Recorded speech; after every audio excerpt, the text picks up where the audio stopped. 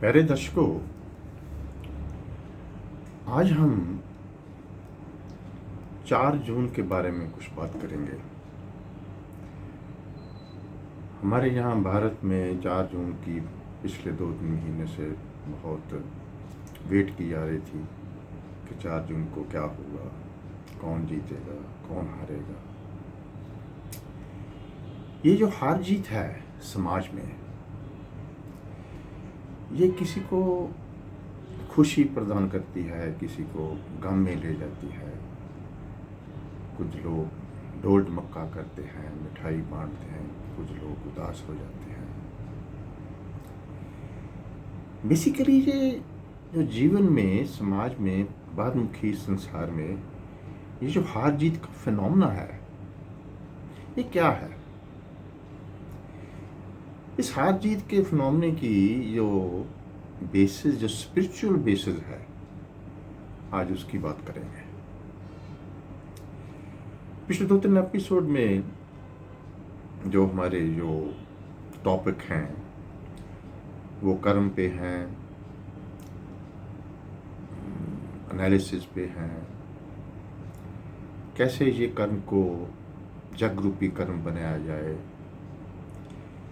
पिछली बार का जो एपिसोड था उसमें हमने बात की थी कि ये जो सारे का खेल तमाशा है संसार का, वह तो संसार एक ही है।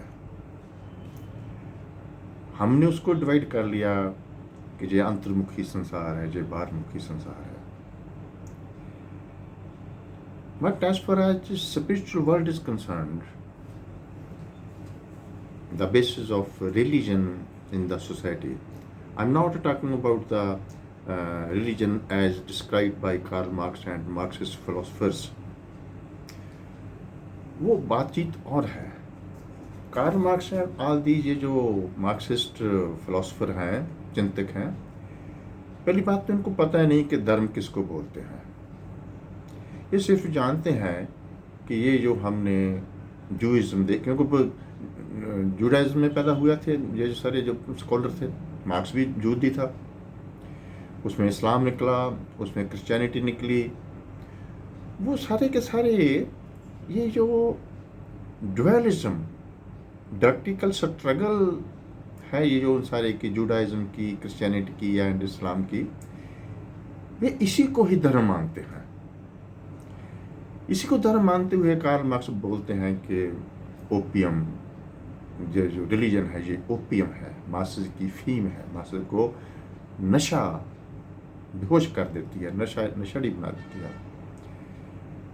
अरे भाई, चाहे धर्म है, चाहे कोई भी फिलॉसफी है, कोई भी स्क्रिप्चर है, कोई भी लिटरेचर है, जो भी व्यक्ति उसको फॉलो करेगा वो उसको पी लेगा, वो उसको कंडीशन कर देगा, उसको बेहोश कर देगा। अपनी तो जो बेहोशी है, अपनी जो होशी है, वो तो रहती नहीं। छोड़ो उसको। जो धर्म की जो बात करते हैं मार्क्सिस्ट एंड वेस्टर्न कंट्रीज वाले थियोलॉजिस्ट जो बात करते हैं, उनको पता नहीं धर्म क्या है। विषय जो है हमारा कि ये जो सारे का सारा पर्टिकुलरली ये जो मटेरियल वर्ल्ड का, ऑब्जेक्ट वर्ल्ड का जो खेल तमाशा है, इसका बेसिस क्या है? The spiritual basis of all this phenomena. Phenomena क्या है? जीत है, हार है, सुख है, दुख है, खुशी है, गमी है। दो पोलैरिटीज सामने, हमारे सामने दिखाई दे रही हैं। उसमें ही हम लड़ते रहते हैं, बैठते रहते हैं, उदास होते हैं, दुखी होते हैं, खुश होते हैं और चले जाते हैं। पिछले एपिसोड में भी इसके बारे में बातचीत की थी कि ये प्रकृति है, इस अस्तित्व को चलाने वाली, इस ब्रह्मांड को चलाने वाला जो बेसिक फैक्टर है, जो प्रकृति है, प्रकृति के एलिमेंट्स हैं, एंड उन एलिमेंट्स की एक आपको अपना गुण धर्म है, उनकी एक कुछ क्वालिटीज़ हैं, उनकी कुछ डिसक्वालिटीज़ हैं। ये सारे का सारा जो अडंबर है, जो खेल तमाशा है, ये प्रकृति के तत्वों का और उन तत्वों के, उस एलिमेंट्स के जो गुण हैं, उनके जो गुण धर्म हैं, उनका जो आपसी इंटरेक्शन है, ये सारा उसका खेल तमाशा है। हाँ, उस खेल तमाशे में पिछली बार बात की थी कि ये जो कॉन्शियसनेस है, ये चेतना है, ये जो आत्मा है, वो एज ए कैटालिटिक एजेंट काम करती है एंड ये सारा खेल तमाशा प्रेसिपिटेट होता है। किस्सा कुत्ता क्या हुआ कि ये जो प्रकृति के एलिमेंट एंड कॉन्शियसनेस, ये दो हैं इस सारी कायनात के को चलाने वाले। इस शक्ति को हम परमात्मा कह देते हैं, गॉड कह देते हैं, अल्लाह कह दो, ब्रह्म कह दो, ताओ कह दो, कॉन्शियसनेस कह दो, कुछ भी नाम दे सकते हैं। लेकिन ये सारे का सारा जो क्रिएशन का प्रोसेस है, सृष्टि का जो प्रोसेस है, ये इन दो कॉन्शियसनेस, चेतना एंड प्रकृति के एलिमेंट के आपसी इंटरेक्शन से ये अपने आप चल रहा है। ये शक्ति सदी हुई है। तो भाई सवाल पैदा होता है, ये जो बीच में भी मनुष्य है, ये कहाँ से आ गया? कृष्ण की पीक है ये इसका ये मैं हार गया, मैं जीत गया, मैंने उसको हरा दिया, मैंने उसको मार दिया, ये बीच में मनुष्य का ये क्या फिनोमेना है? हार जीत का क्या फिनोमेना है? प्रोसेस तो जैसे मैं बात कर रहा हूँ हो रहा है, सब कुछ तो हो रहा है इन स्पॉन्टेनियस मैनर, सहज सुबह हर चीज हो रही है। उसी में ये कृष्ण का प्रोसेस हो रहा है। तो ये बीच में मनुष्य की हार जीत, मनुष्य का दुख सुख, इतना कलेश, इतनी एंगुश मनुष्य की, और उसमें इस सारी चीज में कोई किसी को मारने के लिए गोली चला रहा है, कोई किसी तरीके से मार रहा है। भगवान श्री कृष्ण का वो जो गीता में आह्वान है, तो सब कुछ छोड़ मेरी शरण में आया, समर्पण कर, तेरे को मैं संभाल लूंगा। वो क्या है? वो कोई जो भगवान श्री कृष्ण बोलते हैं, वो कोई एक मनुष्य की सद्दा नहीं है कि तू मेरे पास आ जा, मैं तेरे को शेल्टर दे दूंगा। वो जो चेतना है, जो प्रकृति है, प्रकृति के एलिमेंट्स है, जो उनका गुणधर्म है, उन गुणधर्म से निकलकर जो कुछ हो रहा है, उस प्रोसेस को हे मनुष्य समझ ले। उसको समझ लेगा तू मेरी शरण में आ जाएगा। वैसे भी सब कुछ हो रहा है, किया नहीं जा रहा, हो रहा है। करने वाली एक शक्ति है, वो कर रही है। हम उस शक्ति के खिलौने हैं, पुतले हैं, उपकरण हैं, माध्यम हैं। तो इससे ज्यादा तो हम कुछ नहीं। तो फिर क्या हुआ? इतनी पीड़ा, इतनी खुशी, इतनी गमी का इसका बेसिस क्या हुआ? बेसिस हुआ मनुष्य का अहंकार। एक दिन मैं सोच रहा था, आत्मा का, अहंकार का,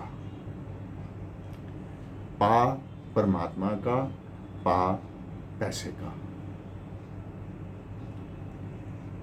ये जो पैसा एंड परमात्मा का आपसी कंपटीशन है, ऐसे ही आत्मा एंड अहंकार का, परमात्मा एंड अहंकार का भी आपसी कंपटीशन है, जो दोनों इकट्ठे नहीं रह सकते। इस पैसे को हमने माया भी बोला है। माया क्या चीज है? कि जो चीज नहीं है लेकिन लग रही है कि है, इल्यूजन है। जैसे सड़क पर जा रहे हैं तो थोड़ा सा गुस्मसा है, रोशनी कम है, तो सड़क पे एक जली हुई रस्सी, जला हुआ रस्सा हमें दिखाई पड़ता है, लगता है भी ये तो सांप है। वो सड़ी हुई जली हुई रस्सी या रस्सा सड़क पर पड़ा हुआ लग रहा है कि ये सांप है, लेकिन वो सांप है नहीं। ऐसे ही उस जो चीज नहीं है उसको हम माया बोलते हैं, इल्यूजन बोलते हैं। एंड माया को पैसा भी बोलते हैं, जो है नहीं, लेकिन सारा कुछ इस समाज को चलाने के लिए वो बेसिक फोर्स है। ऐसे ही जैसे ये माया है, ऐसे ही ये जो अहंकार है, ये भी माया है। ये है नहीं, इसकी कहीं एग्जिस्टेंस नहीं है, लेकिन इतना पावरफुल शक्ति बन जाती है, सड़ी हुई रस्सी सांप बन जाती है। ऐसे ही ये जो अहंकार है, ये इस कदर अंधेरे में मनुष्य को ले जाता है, अज्ञानता में मनुष्य को ले जाता है, इतना बेहोश कर देता है। और जलवा देखो संसार का, कि इस संसार में, इस वर्ल्डली अफेयर में सारी की सारी जो लड़ाई है वो इस अहंकार की है। अब तो वेस्टर्न साइकोलॉजी जो है, हम जो सेक्रेटरी पढ़ते थे और उसके बाद मैंने साइकोलॉजी की स्टडी काफ़ी की, उसमें क्या आया कि ये बोलते हैं कि ये जो अहंकार है, it is a by product of inferiority complexes. हीन भावना जो है मनुष्य की, उससे पैदा होता है ये अहंकार।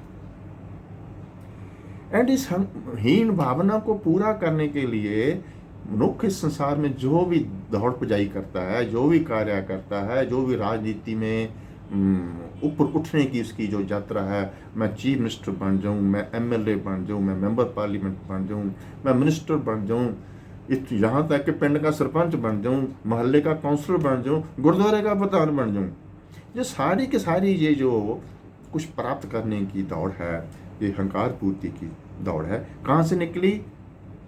वो ही दौड़ेगा अहंकार पूर्ति, वो ही प्राप्त करने की दौड़ में लगेगा जिसके पास कुछ इन्फीरियरिटी कॉम्प्लेक्स है, हीन भावना की ग्रंथि, हीनता की ग्रंथि। हीनता की ग्रंथि ये अहंकार को पैदा करती है। लेकिन बहुत सारे लोग सवाल पैदा करेंगे कि भाई ये समाज तो जो है, ये तो पॉलिटिकल स्ट्रक्चर ही चलाएगी ना समाज को, यहीं पे डिसाइड हो जाएगा। अगर इस समाज को चलाने वाली पॉलिटिकल स्ट्रक्चर अहंकारमयी है, अपने अहंकार की पूर्ति के लिए ये राजनीति में आई है, राजनीतिक पॉलिटिकल सुपर स्ट्रक्चर पर लोगों पर राज करना है, वो अहंकार पूर्ति उसका आधार है, तो वह क्या करेगा? दूसरे को लूटेगा, एक्सप्लॉइट करेगा, कत्ल भी करेगा, स्मगलिंग भी करेगा, हेरा फेरी भी करेगा, ब्लैक मार्केटिंग करेगा, रिश्वत करेगा।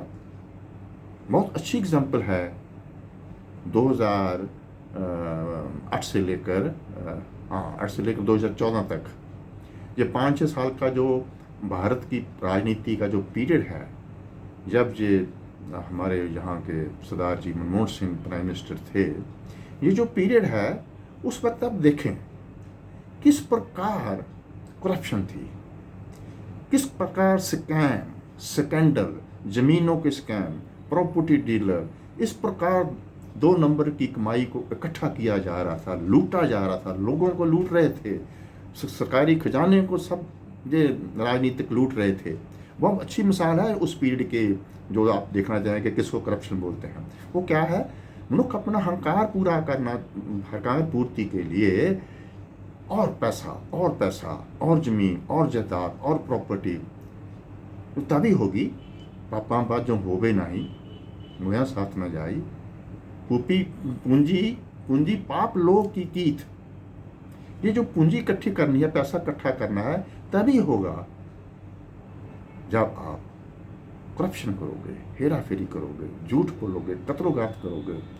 ये जो अहंकार पूर्ति है, एक अहंकार पूर्ति के लोग तो जे हैं, अपनी अहंकार पूर्ति इस राजनीति पूरी करते हैं। यह नेगेटिव ईगोइज्म, नेगेटिव अहंकार पूर्ति। कंट्रेरी टू इट एक पॉजिटिव ईगोइज्म भी है। पॉजिटिव ईगोइज्म वाले भी बोलते हैं, जैसे जो मोदी साहब की जो राजनीति थी, घर छोड़ा, संसार छोड़ा, परिवार छोड़ा, इस देश के लिए, इस देश की बेहतरी के लिए मैं ये सारा कुछ कर रहा हूँ, अपनी 24 आवर लाइफ इसके लिए दे रहा हूँ। बहुत अच्छी बात है। मेजॉरिटी ये जो आरएसएस वाले हैं, ये एक पॉजिटिव इनकी साइकी है कि समाज ठीक हो, समाज का सुधार हो, देश की बेहतरी हो, देश प्रोग्रेस करे, एक राष्ट्र निर्माण की, एक व्यक्ति के चरित्र करेक्टर डेवलपमेंट की उनकी जो साइकोलॉजी है, जो फिलॉसफी है, बहुत अच्छी है। पॉजिटिव साइकोलॉजी है कि ये करप्शन नहीं करनी, करप्शन नहीं होने देनी, चोरी नहीं करनी, किसी को मारना काटना नहीं, टॉलरेंट रहना है। दर्शकों, ये जो दोनों की negative egoism and Payas egoism, positive egoism, इस संसार में ये बुनियाद है हमारी हार की, हमारी जीत की। मेरे को याद आ रहा है 2004 में अच्छी भली वाजपेयी सरकार चल रही थी, बहुत अच्छा जीडीपी था, कंप्यूटर प्रणाली, इंफॉर्मेशन टेक्नोलॉजी की सारी उसने इकॉनमी को बहुत उछाला दिया, अच्छी भली सरकार चल रही थी। अक्टूबर 2004 में इलेक्शन थे, लेकिन एक पायस ईगोइज्म आ गई इसे ही बीजेपी में कि हमने तो बहुत काम किया, हम तो ये किया, हमने वो किया। कुछ इलेक्शन के रिजल्ट, असेंबली के रिजल्ट इनकी फेवर में चले गए, पॉजिटिव थे, लेकिन हंकार ने आन गिरा 6 महीने पहले। आउट ऑफ दैट ईगोइज्म अक्टूबर की जगह मई 2004 में इन्होंने इलेक्शन करवा लिए और वही हाल हुआ। इतना बुरा हाल इस बार नहीं हुआ, लेकिन मेरे को 2004 याद है। किसी ने उम्मीद नहीं की थी कि 2004 में वाजपेयी हार जाएगा। कांग्रेस को उम्मीद नहीं थी कि वो इतनी सीटें, 200 के करीब सीटें ले जाएंगे, वो राज सत्ता में आ जाएंगे, उनको उम्मीद ही नहीं थी। ऐसे ही अब 10 साल के इस पॉजिटिव ईगोइस्टिक पॉलिटिशियन, मैं इसको बोलूँगा पायस ईगो, हमने ये किया, हमने वो किया, हम ये करेंगे, हम वो करेंगे, उस सारे में जो जहाँ ये आ गया, हमने ये किया, हमारी ये गारंटी है, हम ऐसे कर देंगे। नो डाउट, मैं जानता हूँ मोदी साहब का मैं बहुत रिगार्ड करता हूँ, because he is a deep rooted religious person, एक सन्यासी है, एक सन्यासी की तरह है वो। लेकिन कोई भी मनुष्य हो, पायस ईगो उसका पीछा नहीं छोड़ती। ईगोइज्म चाहे नेगेटिव है चाहे पॉजिटिव है, फर्क सिर्फ ये है कि जब नेगेटिव ईगो है तो दूसरे जो लोग हैं वो सफ़र करते हैं, जब पॉजिटिव ईगो होती है तो जो पॉजिटिव ईगोइज्म करता है वो सफ़र करता है। जैसे आरएसएस वाले, बीजेपी वाले इसको अब एनालाइज करेंगे, बांध बांध के चैनल उठेंगे, वो एनालाइज करेंगे कि हम यूपी में क्यों हारे, महाराष्ट्र में क्यों हारे, सारे देश में पैन इंडियन बीजेपी की वोट परसेंटेज बड़ी है, लेकिन फिर हम इस उदासी को क्यों पहुँचे। ये जो थोड़ी सी डिफीट है, थोड़ी सी, ये क्या है? ये पायस ईगोइज्म, पॉजिटिव हंकार। अगर ये बच गए हैं, दोबारा राज सत्ता में आ गए हैं, तो थोड़ा सा उसको याद करने के कारण उसकी शरण में जो जाते होंगे, उसकी शरण में जाने का कुछ फल इनको मिला है। लेकिन ये इनकी जो पायस ईगो है वो अपने आप को बहुत दुख देती है। नेगेटिव ईगो दूसरे को दुख देती है, पायस ईगो अपने आप को दुख देती है। सो मेरे दर्शकों, इस चीज़ को अंडरस्टैंड करने की कोशिश करना। एंड मैं कुछ जो हमारे देश के जो सनातनी हैं, जो हिंदू लोग हैं, ये तो धार्मिक तो मेरे को लगते नहीं, क्योंकि जैसे दूसरे धर्मों के लोग हैं, इनका तो कोई धर्म नहीं है, कोई बता नहीं सकता कौन हिंदू है, तो दूसरे तो पहचाने जाते हैं, इसको नहीं पहचान सकता। एनीवे, उस तरफ मैं नहीं जाऊंगा। लेकिन ये जो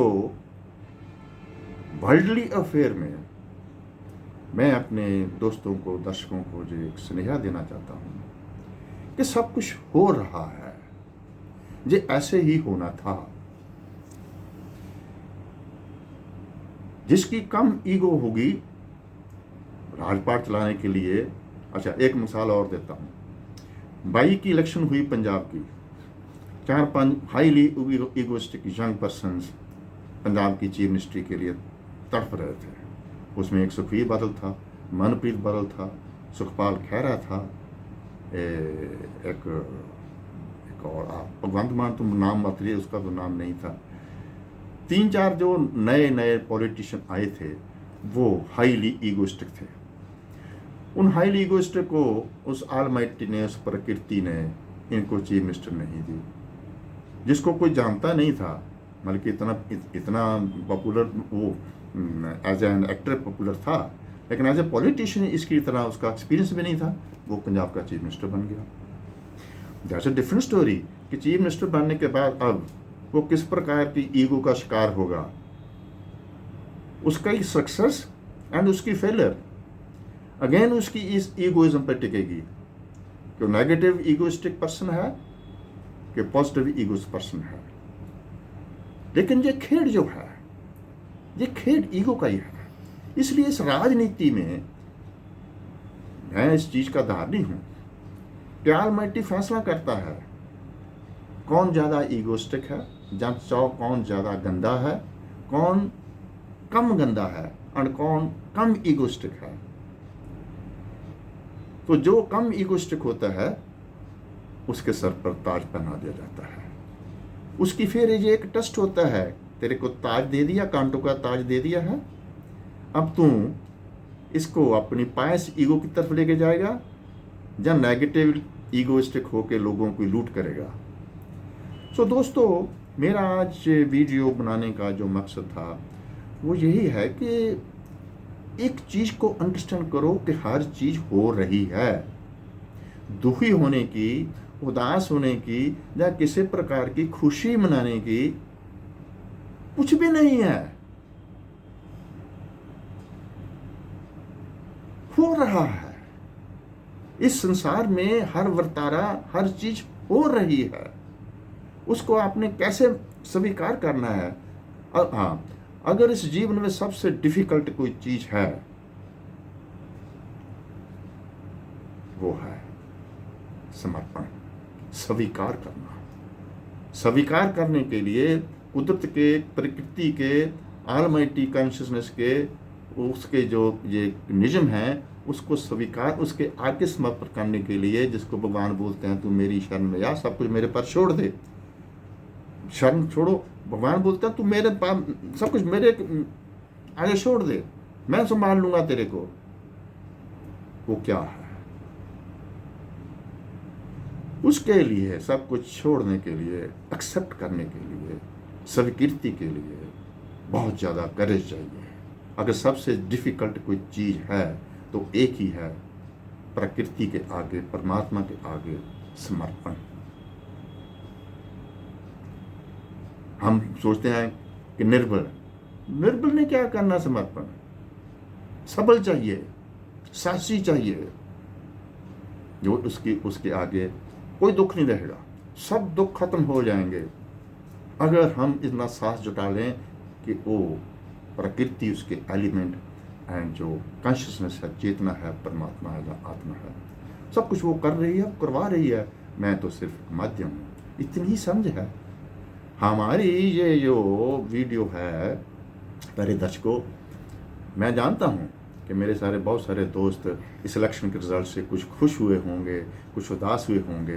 अरे वे खुश होने वालों, भूल जाओ भुलेखे में हो, उदास होने वालों तुम भी भूल जाओ भुलेखे में हो। जो होना है वो होकर ही रहना है। So try to understand the spiritual basis of the every karma of this worldly affair. आज इतना ही। आप सबके भीतर स्वयं प्रकाशमान ज्योत को डाक सांझ करता हूँ।